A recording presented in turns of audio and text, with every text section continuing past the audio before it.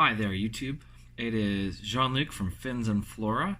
It is Tuesday, March 19th. It's the week after March break. And it has been a not good fish keeping day. And what do I mean by that? Well, this morning I discovered that my live foods that I culture and grow were infested with mites, and these mites had wandered into all my feeding cultures and had wandered into the leopard gecko enclosure next to where I keep my live worms. So I grow superworms to feed to all of my animals, including my fish, and I have had them get too damp and they're overrun with mites, and so I dealt with some of that this morning, but they're in all my cultures. So I got to work on that. And then that was how I started my day. I was a little disheartened when I got home. I was feeding my tank, and I'm not super fastidious with scrubbing down algae. Every once in a while I'll give it a good scrub, and I noticed today, I've decided, I did another really big water change on this. I've decided that I want to try to keep the water a little bit clearer again. I'm not going to let it go stained like it was before. And I have also added another change. I got a sponge for my power ball. I don't know if you can see that, but it's the sponge from a sponge filter. And I've just put it on the intake to try to give some mechanical filtration, because that cloudy water is getting to be kind of a hassle. And there's a shrimp picking away at it, and because I don't really like seeing that stuff, it's dark enough, and through doing that I had to rejig all my floating plants, and so that doesn't look as nice as it did before, but where there's exposed stems, they will grow back in, I'm hoping. I am liking what's going on here. I put in just one Ludwigia. I'm thinking about cutting this. I find when I cut it, it grows out its lateral stems a lot more. This little sideway offshoots. And what happens is once those get to be about this long, kind of all the way along the section that doesn't have the terminal node, right, the end that's growing out this way, all the leaves drop out along that stem, and the lateral dispersals stay. But I found that when I leave that on, it goes. Now it's got a lot of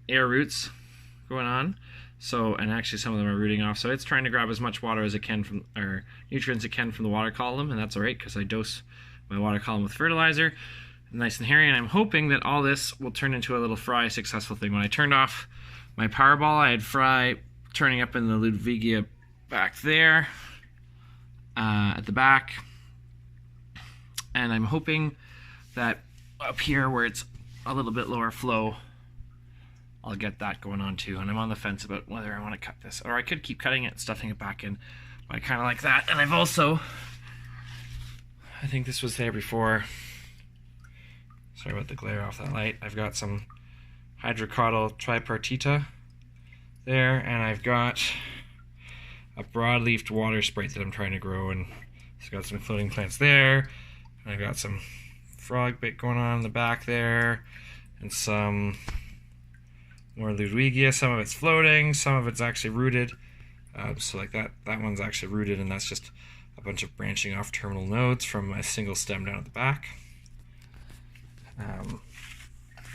But the disheartening thing today, I don't know if this will focus on that. Maybe. First I thought, do I have some sort of planaria or something? Let's see if it will focus.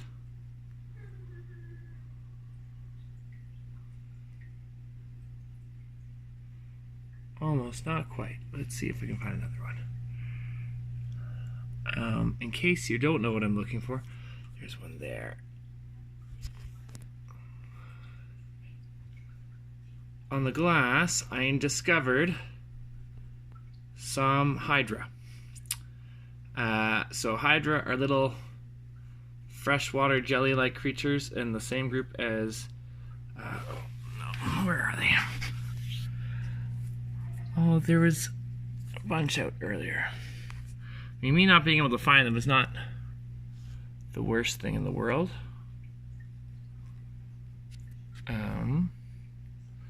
Although not finding them and not having them show up on camera are slightly different things. So I know I have lots of hair algae back there, and the shrimp seem to like it. Well, right.